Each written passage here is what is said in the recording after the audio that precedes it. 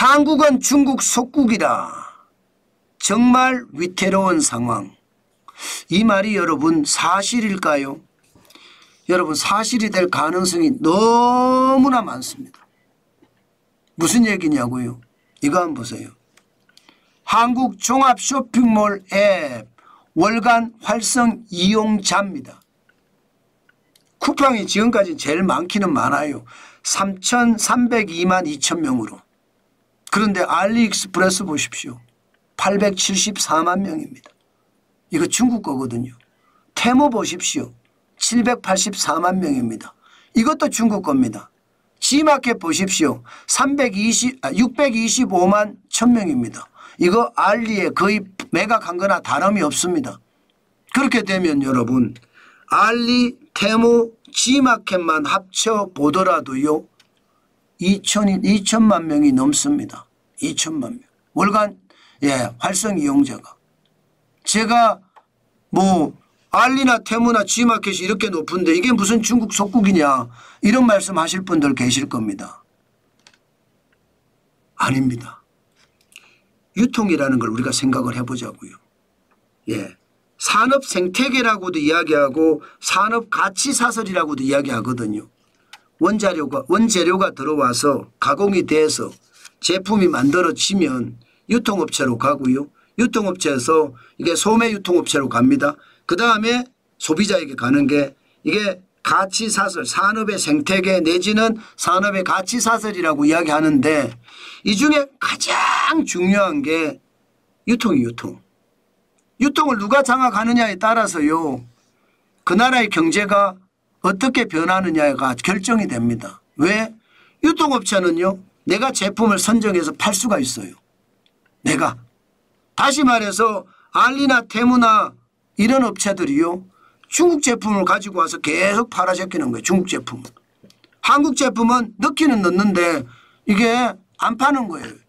안 파는 거예요. 해외로만 팔고요. 자 이렇게 되면 유통은 점점 더 알리나 테무나 지마켓이나 아니면 쉬인 같은 업체들이 자꾸 장악해 가는 거예요. 유통을.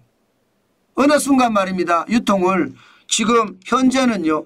쿠팡에 택도 안 되지만 이게 여러분 시장이라는 건 늘 변하거든요. 게다가 가성비를 이길 수 있는 곳은 없다고 봐요. 가성비. 가성비 앞에 장사 없거든요. 가성비 앞에 충성이 있을까요? 여러분 싸게 주고 제품 좋다는데 그게 중국 제품이든 북한 제품이든 무슨 상관을 합니까? 소비하는 사람들에게는 싸고 좋은 게 최고거든요. 그렇게 되면 여러분 앞으로 중국의 제품은 우리나라에서 많이 팔리게 될 거고 우리 제품은 안 팔리게 될 겁니다. 그러면 자연스럽게 말입니다. 우리나라의 중소기업들 망할 거예요. 자영업자들 망할 거고요. 소기업들 망할 거고요. 그러다 보면 중견기업도 망할 겁니다.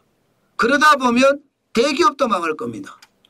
이게 중국의 속국이 된다는 가장 핵심적인 이야기입니다. 참 나쁘죠. 지금 우리 경제가 나쁘다 소매 판매가 최악이라고 이야기하잖아요.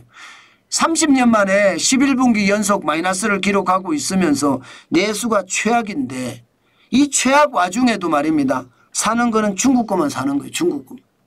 중국 거만 사니까 우리는 어떻게 돼요? 유통업체도 무너지고.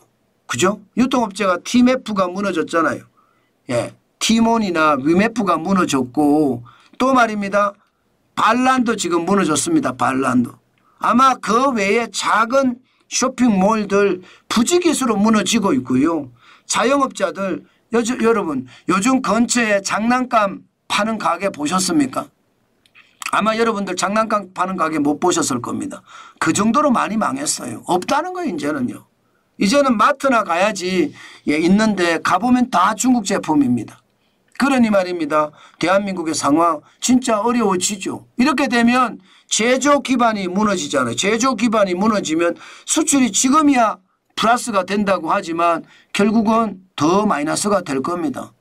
심지어 말입니다. 중국 업체들이 국내 들어와서 국내 수출 업체들을 줍줍하잖아요. 인수하잖아요. 그러면서 말입니다. 미국에 판매하고 유럽에 판매하면서 우리 경제는 더욱더 종속이 돼 가는 것, 저는 그만큼 심각해진다고 생각합니다. 오죽했으면 대한민국의 주력 상품이 다 무너진다 이런 말을 할까요? 현재까지 남아있는 주력 산업은 조선하고 휴대폰밖에 없다. 나머지는 다 어렵다예요. 반도체, 자동차, 철강, 석유화학, 디스플레이, 2차 전지. 여기에 이제 태양광, 죄송합니다. 여기에 방위 산업이 좀 있기는 있습니다. 그러나 방위 산업은 아직 8대 주력 산업에 올려오기는 아직은 쉽지 않고요. 그러나 중요한 것은 이렇게 다 망가진다는 거잖아요. 결국 우리 경제가 캐피탈 이코노믹스는 올해 0.9% 성장한다고 합니다. 그만큼 어려워진다는 이야기예요. 그만큼 어려워진다.